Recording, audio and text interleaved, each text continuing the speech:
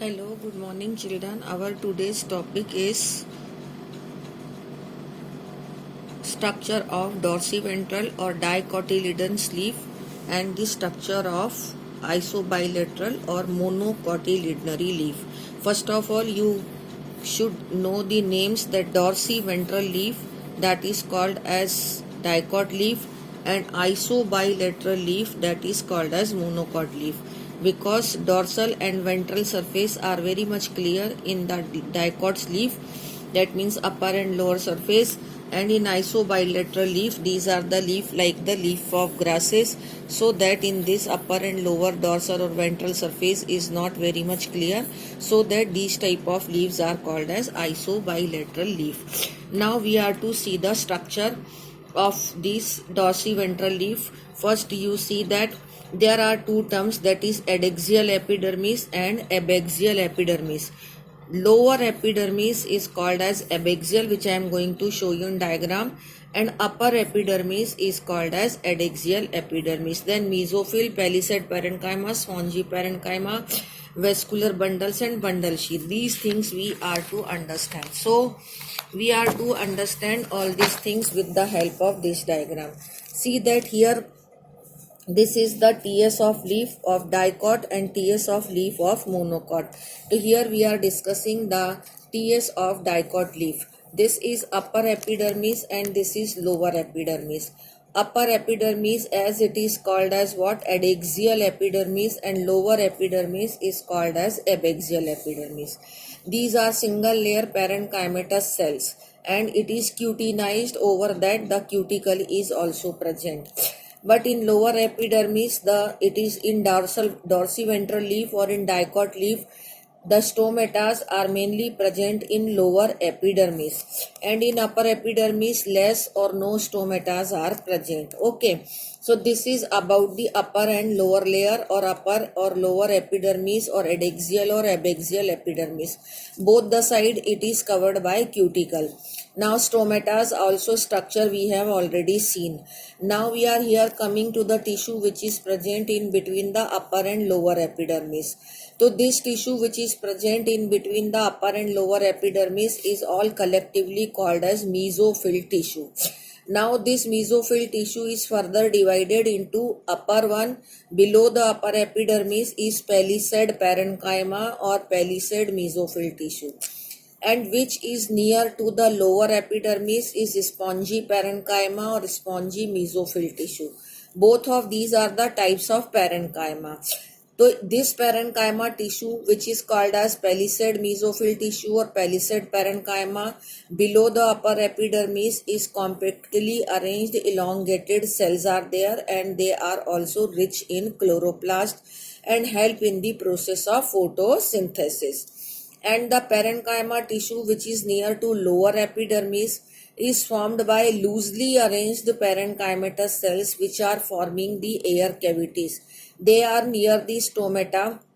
So this cavity is also called as stomatal cavity, and these air cavities, in this the air get fills, that is oxygen, carbon dioxide, the air which is exchanged, the gases which are exchanged through this stomata. So this tissue is actually called as spongy parenchyma because it is formed by loosely arranged cells. Okay, so this is about the mesophyll tissue, which is palisade parenchyma and spongy parenchyma. Now it comes the vascular bundles. Vascular bundles are present in the veins in reticulate venation. In dicot leaf, the venation is reticulate venation.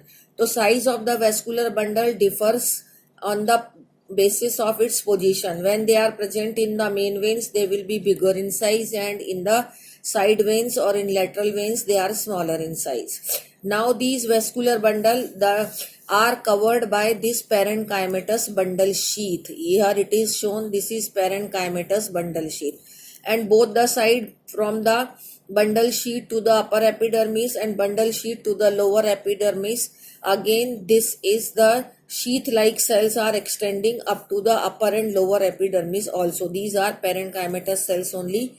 They are extending up to the upper and lower epidermis. They are different from palisade parenchyma and spongy parenchyma. They are the type of the bundle sheath cells only. Now this is vascular bundle, and what type of vascular bundle it is? Actually it is conjoint and collateral. That means xylem and phloem both are present. Xylem is towards the upper epidermis and phloem is towards the lower epidermis, and both of them are there at the same radius, so that conjoint collateral vascular bundle is there. However, it is a dicot leaf, but cambium is absent, so that you can say that no secondary growth takes place in dicot leaf. In stem and root, secondary growth is there, but in dicot leaf there is no secondary growth. So this is all about the dicot leaf. Okay. Now it comes the monocot leaf. The difference point we are to focus upon. This is again the upper and lower epidermis of monocot leaf. Example of dicot leaf, we can say the sunflower. And in monocot leaf, we can take the example of grass leaf or maize leaf or bajra or maize, millets, all grass, wheat, rice, all of these are monocot plants. But here we are mainly focusing on grass leaf. So this is upper and lower epidermis. Okay, same. But one point of difference is that here the stomatas are present on both the epidermis. This is point number one difference. Cuticle is present on both the side. Okay. Now it comes the mesophyll tissue. Here again the second point of difference is that mesophyll tissue is not further divided into palisade parenchyma and spongy parenchyma. It all is parenchyma, compactly arranged, rich in chloroplast, help in photosynthesis. Okay. Now it comes the vascular bundle. Vascular bundle is here again covered by bundle sheath, which is not very much clearly shown here. But this is again conjoint and collateral vascular bundles are there. But cambium is absent. We can say they are close.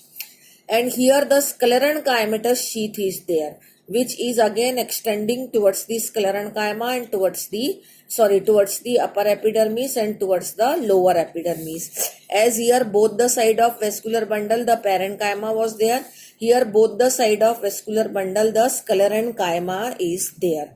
Okay. Now there are some special cells are present in the upper epidermis, or you can say the adaxial surface of the monocot leaf, which they have not drawn here. Okay, but I will show you the cell in other diagram. Come to here, in this diagram, this is again the monocot leaf. This type of structure you can draw in your book. These are bulliform cells. These bulliform cells are actually empty cells present in the upper epidermis of the monocot leaf. The description of bulliform cells is given here. They are present in the adaxial epidermis. They are large, empty, colorless cells, and these are called as bulliform cell. Only in the diagram it is not drawn, otherwise description is given. And these bulliform cells absorb the water when the water is available in plenty and they become turgid. But when there is a less of water available, so these cells will become flaccid. Flaccid means they will lose water and they will become shrink. Okay, and so that the leaf will become curl. Curl means like this. It will become curl this way. Otherwise the leaf is like this, but it will become curl to reduce the loss of water from the stomata. So this way there is a importance of bulliform cells in the monocot leaf, which is not drawn. We may draw here any large size cell, empty cell we can draw here and label it as the bulliform cells. Again I am showing its structure. You may draw it in your diagram. These are bulliform cells which are shown here. Okay, so this is all about the vascular bundle and the bulliform cells of the monocot plant. Here in your book the monocot leaf is given here. This is started from here, and only the main point of difference we are to focus it upon, in which they have given upon mainly on the bulliform cell. This is isobilateral leaf and this is dorsiventral leaf. So today's topic is this much only, and now in the next video to Monday we will do the secondary growth. Thank you. And you will make the notes of dorsiventral leaf and the isobilateral leaf, especially about the vascular bundle I am focusing it here as it is not written in your book in detail, but I am focusing here that I am reading it. There are many vascular bundle. Each vascular bundle is surrounded by the layer of parenchymatous cells called bundle sheath. Xylem towards upper epidermis and phloem towards lower epidermis. Cambium absent, no secondary growth. Vascular bundle are conjoint and collateral, and all elements of xylems are present, but in phloem the phloem fibers are absent. This is all about the vascular bundle of the dicot, and similar is present in the monocot, except the difference of cambium is there. Here we are saying that in dicot, in spite of that it is dicot, cambium is not there, but here we will say the cambium is never ever happens in the monocot. Okay, so this is all about. You may write down the difference of vascular bundle, means you can copy the this structure of vascular bundle from here, which I have written in the book. Is that clear? And you will prepare the notes of both of these. Thank you.